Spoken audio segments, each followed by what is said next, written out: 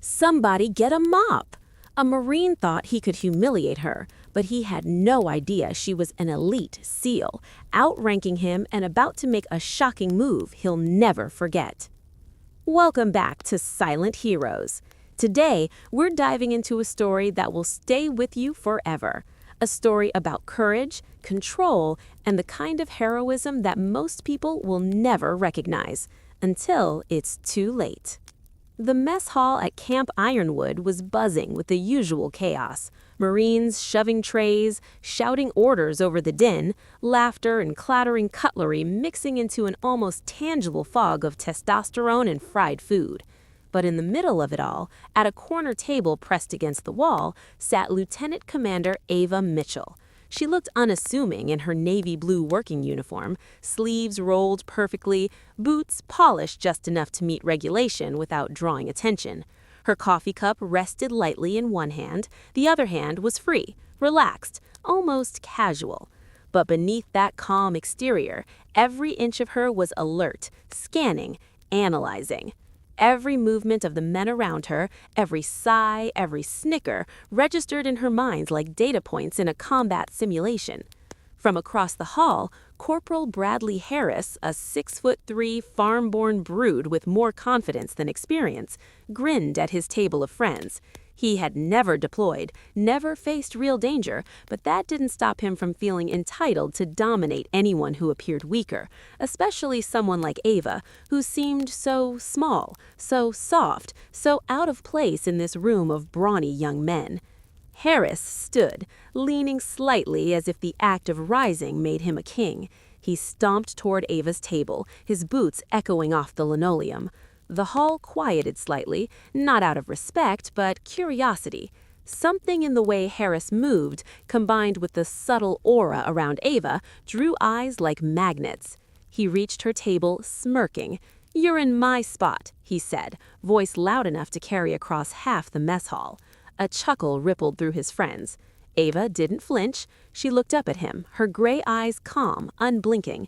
"There are 40 empty tables," she replied softly, almost disarmingly polite. Harris laughed, louder this time. "Yeah, but I like this one. Mine now." With that, he shoved her, not enough to knock her down, just enough to send her tray skidding across the floor.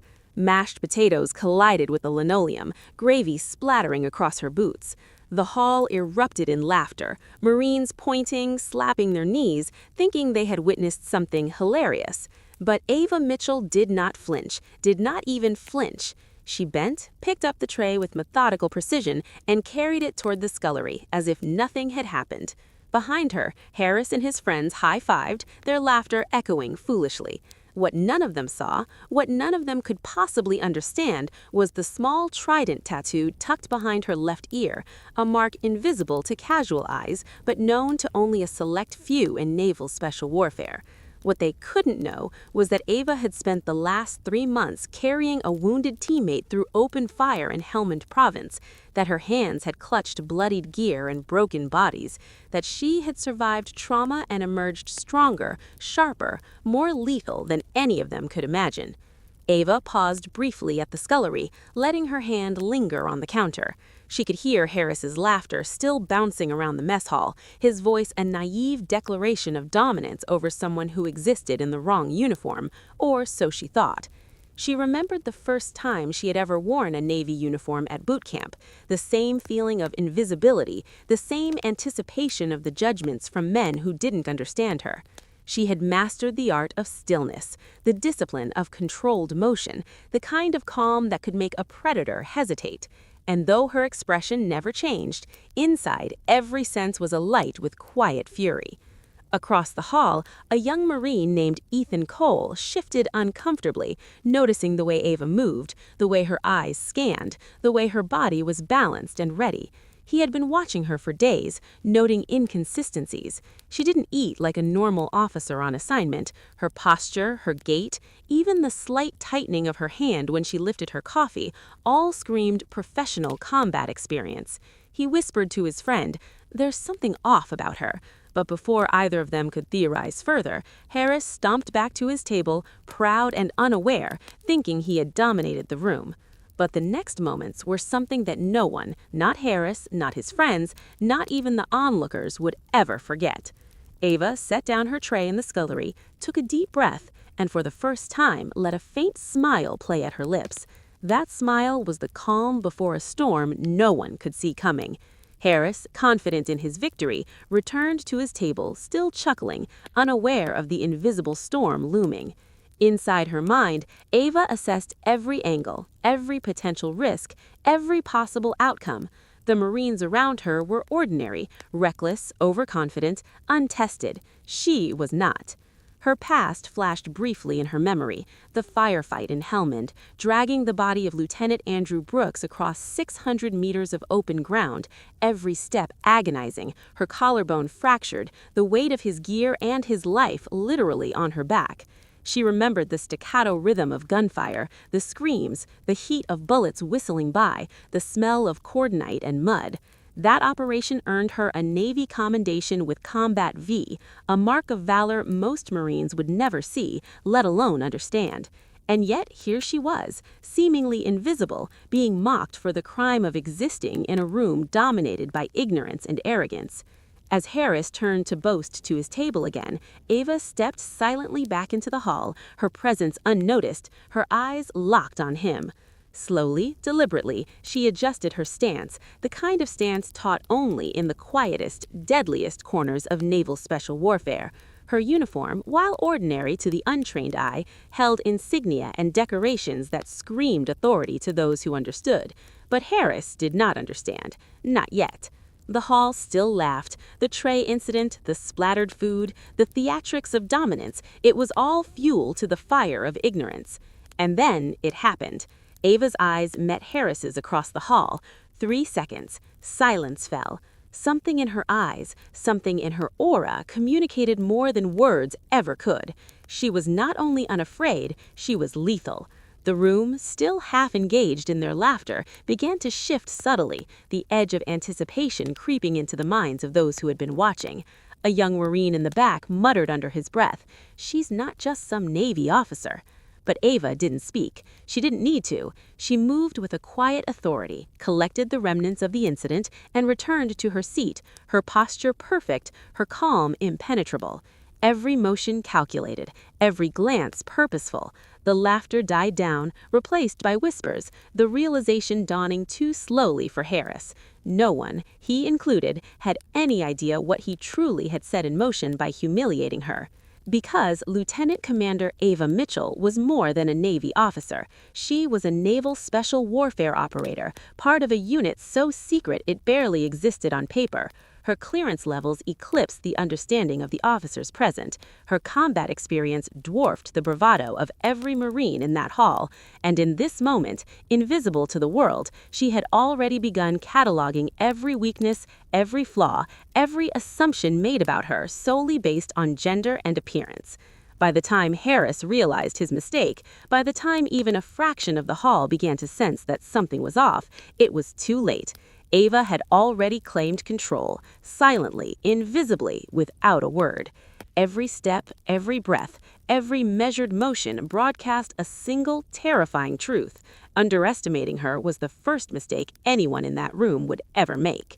Even as the mess hall returned to its normal chaos, whispers and stares following her, Ayla allowed herself a single thought: discipline, patience, observation. That was how she won. That was how she always survived. And Harris remained blissfully unaware that he had just been schooled by someone who could, without breaking a sweat, outmaneuver, outthink, and outperform anyone in that room, in any environment, anywhere. The small trident behind her ear itched slightly as she adjusted her hair. A reminder, not of what she had done, not of medals or accolades, but of the promises made in blood, in mud, in fire. Promises to herself, to the fallen, to the mission. No one here could ever understand that depth. No one here could ever recognize the weight of experience, the precision born from surviving impossible situations. And that, Ava knew, was the greatest advantage she held. They assumed ignorance, and she used it to control the room without speaking a word. The sky over Camp Ironwood had darkened to a slate gray, heavy with the threat of rain. The forested training grounds, normally a controlled environment for tactical exercises, had transformed into a quagmire of mud, water-filled ruts, and slippery roots. Lieutenant Commander Ava Mitchell stood at the start line, her uniform soaked through, boots caked with sludge, but her eyes sharp as a hawk's. Around her, a provisional team of Marines shifted uncomfortably, most of them unaware that the exercise wasn't just a test, it was a crucible. And at the front, Corporal Bradley Harris grinned with misplaced confidence, convinced this field evolution would finally prove his superiority. The order came. Move out in staggered formation, navigate 6 grid coordinates, complete a series of tactical problems, and reach the extraction point within 6 hours. Harris immediately pushed to the front, setting a punishing pace, barking orders, trying to assert control over a situation he didn't fully understand. Ava fell into the middle of the formation, monitoring every movement, every misstep, every potential hazard. Rain hammered down, the trails had turned into rivers, and the mud sucked at boots with every step. But Ava's stride was measured, efficient, unyielding. She had carried heavier loads under far worse conditions. Checkpoint 1 was chaos disguised as a drill. 2 simulated casualties, a downed communications unit, and an ambiguous enemy threat on the horizon. Harris tried to wrest control, shouting conflicting commands, motioning Marine teams in the wrong directions. Panic flickered in their eyes. Ava didn't intervene yet. She watched, calculated, and only when a Marine's misstep threatened to compromise the simulated extraction did she act. Swiftly, she lifted the heavier casualty herself, improvising a makeshift litter with ponchos and branches. Her grip was precise, her movements economical, and her calm authority radiated so strongly that the younger Marines instinctively followed. Harris's face fell as he realized he had been completely outmaneuvered. By the second mile, the rain had transformed into a torrent, lashing against every face and soaking through clothing. The terrain grew steeper, more treacherous, with loose rocks and slick inclines threatening to upend the formation. Harris attempted to push forward aggressively, trying to mask his fatigue with bluster, but every step revealed his limits. Ava, in contrast, anticipated every slip and stumble. She adjusted the pace, redistributed loads, and reassigned security positions mid-movement, all without breaking rhythm. The Marines around her began to notice, whispering in awe. She was no ordinary officer, she was a force of nature under the guise of calm composure. At Checkpoint 3, the field instructors introduced a sudden tactical problem, a simulated ambush with 2 casualties under live-fire blanks. Chaos erupted. Harris froze momentarily, caught between his desire to lead and his inability to manage real-time variables. Ava moved immediately. She assessed the casualties in seconds, a high chest wound requiring a vented seal, a deep thigh wound demanding direct pressure and immobilization. She barked concise commands, delegated secondary security to the strongest available Marines, and executed the triage flawlessly. Her hands moved like clockwork, precise and efficient, saving precious seconds and preventing mistakes that would have compromised the simulation. The third tactical twist came unexpectedly. A simulated river crossing, waist-deep in icy water, forced the team to navigate heavy loads, including 2 casualties, across shifting rocks and slippery banks. Harris attempted to muscle his way forward, slipping repeatedly, letting the litter tilt dangerously. Ava adjusted silently, taking the heavier side herself, maintaining balance, issuing calm, unshakable guidance. Every Marine following her instinctively mirrored her movements. The difference was undeniable. While Harris was loud, reactive, and increasingly exhausted, Ava was controlled, anticipatory, and infinitely more effective. The rain turned her dark hair into a plastered halo around her face, her uniform a second skin of mud and water, yet her command was absolute without a single shout. By mile 4, the physical toll on the provisional team was immense. Muscles screamed, lungs burned, and morale teetered on the edge. Harris's arrogance had cracked. He was huffing, face red, hands shaking. Yet Ava remained steady, scanning for threats, recalculating paths, maintaining team cohesion. Another twist awaited at the final ridge. Instructors signaled a simulated IED along the extraction route, forcing an immediate reroute under fire. Harris hesitated. Panic flickered across his face as he searched for direction. Ava immediately assessed the terrain, improvised a secure pathway, and guided the team through a tight, treacherous corridor that preserved casualty safety while maintaining the clock. The extraction point remained within reach, the mission salvaged entirely by her foresight. At the last kilometer, the most brutal test emerged. A vertical scramble through loose shale and mud, casualties on improvised litters, relentless rain, exhaustion at its peak. Harris attempted to lead, but the weight of failure had made him hesitant, indecisive. Ava took charge seamlessly, redistributing load-bearing, supporting struggling Marines, and maintaining pace. She whispered commands that cut through the chaos, her voice calm, decisive, unignorable. One Marine began to falter, nearly dropping a litter. Without breaking stride, Ava caught it, adjusted his grip, and ensured the casualty remained stable. Harris's attempt at leadership was now irrelevant. He was completely overshadowed by the authority she wielded invisibly. By the time the team reached the extraction point, soaked, exhausted, and battered, Ava was the only one still entirely composed. Her boots squelched in the mud, uniform plastered and muddy, but her breathing was controlled, her posture perfect, her gaze steady. Harris collapsed beside the final checkpoint, face red and defeated, breathing hard. He had failed spectacularly. And yet, in true form, Ava did not gloat. She checked casualties, ensured every Marine was accounted for, and then, quietly, with nothing more than the weight of her presence, moved to regroup the team for debrief. Every observer, instructor, and Marine present now recognized the impossible truth.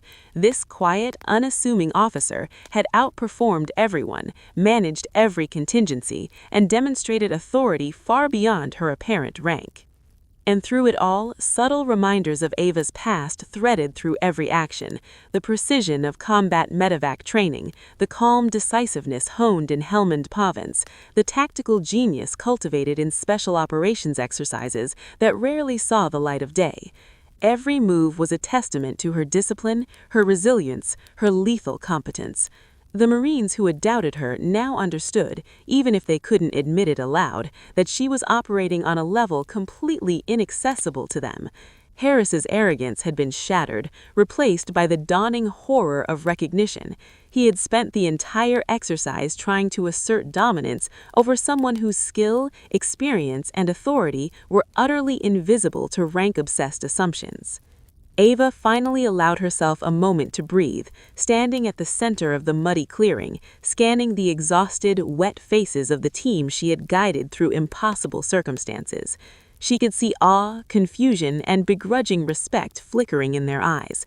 Harris looked at her, mouth open, a bead of rain rolling down his cheek, not in tears but in stunned disbelief. He had no idea how to reconcile his perception with reality. And Ava?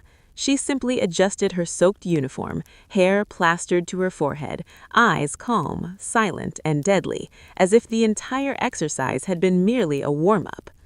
Because that's what it was. The exercise was never a test of brute strength or shouting commands. It was a test of judgment, resilience, improvisation, and quiet authority, all of which Ava Mitchell had demonstrated repeatedly, flawlessly, under conditions designed to break everyone else. Harris believed dominance was loud, visible, and immediate. Ava had shown him dominance was subtle, invisible until revealed in moments that truly mattered. The crushing psychological twist for the entire provisional team, and Harris in particular, was clear. Skill and experience cannot be faked, cannot be bluff managed, and cannot be overlooked no matter how loud or confident someone claims to be. By the time the debrief concluded, instructors had nothing but praise for the results. Every tactical metric had been met, casualties handled efficiently, extraction executed flawlessly despite terrain, weather, and opposition. Harris stood quietly, shoulders slumped, avoiding eye contact. Ava remained still, composed, silently absorbing the aftermath while allowing her team to recover. She knew the truth. The real lesson had not been in the checklist or the timeline, but in how perception can blind those who refuse to see experience and capability when it doesn't fit their assumptions. Ava's tactical brilliance had turned a chaotic field evolution into a living masterclass in leadership under extreme stress. Her rivals had failed, her improvisation had saved lives, and her authority had gone unchallenged until it was undeniable. Harris's humiliation, though subtle compared to the mess hall incident, was psychological and permanent. And through it all, Ava maintained her calm, disciplined exterior, letting every Marine in that provisional team witness the terrifying elegance of competence, patience, and lethal precision.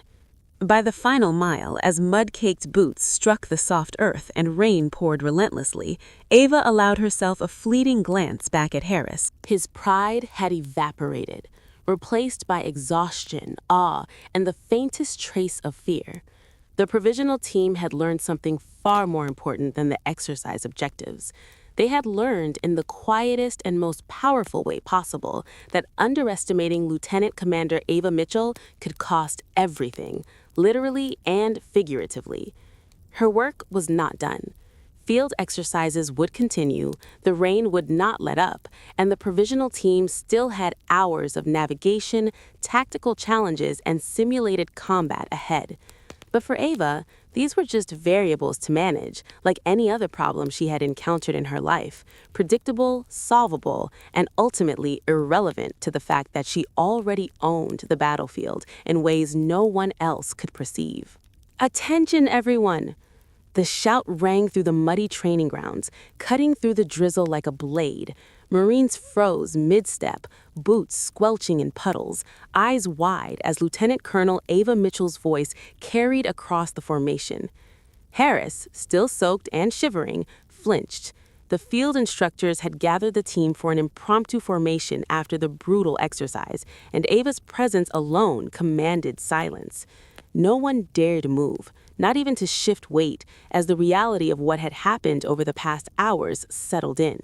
She stood there, uniform soaked, mud streaked across sleeves and boots, calm as a storm contained, yet radiating authority that could not be ignored. The instructor stepped forward, reading the misconduct report.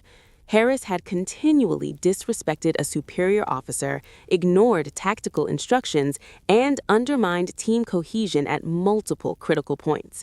The words seemed almost surreal considering the smug confidence he had carried into the exercise. Ava didn't raise her voice. She didn't gloat. She simply stood, shoulders squared, eyes scanning the formation like a predator, acknowledging prey that had finally realized its place.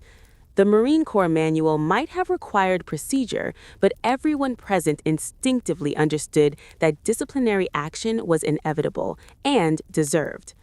Harris's face drained of color as the instructor detailed the consequences. Non-judicial punishment, reduction in rank, extra duty, reassignment, measures that, while technically standard, felt like poetic justice given the spectacle he had made of himself. The surrounding Marines whispered, some nervously, some in barely concealed satisfaction, and Ava allowed the silence to linger. She didn't need to say a word. Her quiet authority and flawless execution during the field evolution spoke volumes. The team had witnessed her skill, her judgment, her capacity for leadership under the most extreme conditions. And in contrast, Harris had been exposed as arrogant, unprepared, and entirely incapable of earning the respect he presumed was his birthright.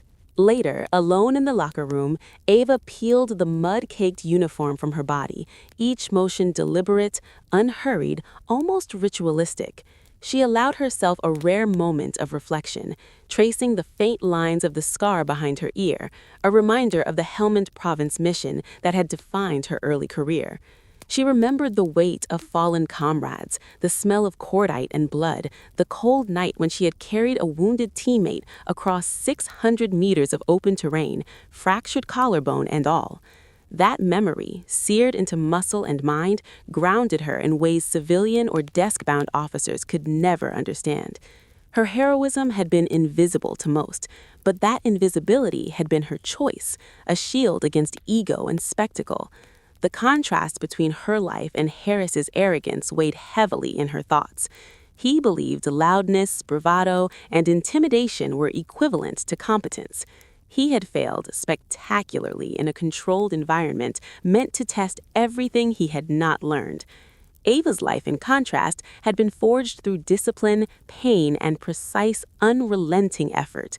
Every accolade she had earned, every medal, every commendation, every whispered acknowledgement in classified logs was the result of necessity, not vanity. The quiet victories had taught her resilience, and the chaotic battlefield had taught her patience. And now, witnessing Harris's downfall, she felt a measured satisfaction not rooted in cruelty, but in the undeniable truth that skill, discipline, and integrity could not be faked. As she stepped out into the late afternoon drizzle, the mud still clinging to her boots, Ava noticed the team observing her. Some faces held awe, others curiosity, and a few carried the faintest glimmer of respect finally earned.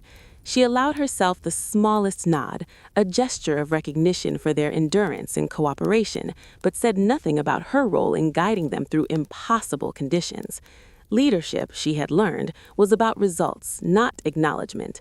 Harris, watching from the sidelines, could see the stark difference. Where he had relied on bluster and rank, she had relied on competence and calm. The irony was not lost on him, or the team. Back in the barracks that evening, Ava reflected further on the lessons of the day. Her father's voice echoed in memory, teaching her stillness, observation, and patience from the back porch of their Georgia home. Her father, a retired ranger, had drilled into her the principle that control, not aggression, defined true strength. Every mission, every training evolution, every challenge she had faced had reaffirmed that lesson. And now, even after the public humiliation and field tests, the lesson remained. Humility and precision wield more power than arrogance and volume ever could. Harris had learned it the hard way. Ava had lived it her entire life. Before retiring for the night, Ava sent a brief message to the instructor cadre. Operational feedback on team performance, subtle notes for improvement, no mention of her own role, just guidance. Even as her body ached from the day's exertion, even as exhaustion threatened to drag her into the bed, she maintained mental clarity. This was her craft. Competence under pressure, authority without ego, and the ability to guide others while remaining largely unseen. The quiet reflection was a reminder that heroism often existed in silence, patience, and resilience, and that the world might never know the full extent of what she had accomplished. And yet, she allowed herself one small indulgence, a glance at the team roster, noting each Marine's performance, quietly acknowledging improvements, silently approving of those who had risen to the occasion. Harris's failures were stark, but Ava's focus remained forward. Leadership was not punishment, it was preparation, a preparation for moments when lives depended on correct decisions and flawless execution. The rain-soaked, muddy day had provided the proving ground, and in the aftermath, the provisional team had learned what so many failed to understand. Skill earns respect, humility preserves it, and arrogance guarantees failure. Finally, Ava returned to her quarters, removed the last traces of mud, and sat in the quiet darkness, reflecting on the journey that had led her here. The trident tattoo behind her ear, faint scar tissue visible in the dim light, reminded her of every moment that had shaped her: pain, loss, triumph, and discipline. She had been a quiet observer of chaos, a steady hand in storms, a healer under fire, and a strategist in impossible conditions. And despite all this, she remained unassuming, letting her actions speak for her. Harris's lessons were not lost. The world could judge loudly, but competence spoke louder than any shout. A soft chime broke her reverie. Her phone buzzed with a text from her commanding officer, congratulating her on the day's performance, the team's cohesion, and her unspoken mentorship. Ava typed a measured response. "Thank you, sir. Team executed well. No self-aggrandizement, no claim to fame, just acknowledgement of results." Because the truth she carried was simple. Heroism was never about recognition. It was about preparation, precision, and protecting others when the stakes were highest. Later, when she addressed the provisional team once more, there was no shouting, no need for spectacle, just clear instructions, subtle guidance, and an unwavering presence that communicated authority without arrogance. Harris, now aware of the gulf between his perception and reality, hung his head. The others, still processing the day's events, whispered among themselves, realizing that they had witnessed a masterclass in leadership, competence, and resilience. Ava's quiet brilliance had reshaped their understanding of rank, authority, and skill. As night fell, Ava returned to her quarters, exhausted but steady. She pulled out her phone, opened the camera, and looked into the lens, ready to record a brief message for her silent heroes audience. Her voice was calm but firm. If this story has inspired you, if it has left even a trace in your mind, please support the channel. Hit subscribe, leave a like, and comment where in the world you're watching from. Your engagement fuels our journey, and together we honor the unsung heroes. She paused, fingers hovering over the keyboard, then hit send. Her work was never about accolades. It was never about rank, ego, or public recognition. It was about mastery, resilience, and the quiet knowledge that true heroes operate without fanfare, leaving only the results to speak for them. Harris had learned this today, the team had learned this today, and her silent heroes audience would too, with each view, like, and comment. And somewhere, in that quiet, Ava allowed herself the faintest smile, knowing that the most important lessons were the ones lived, not broadcast.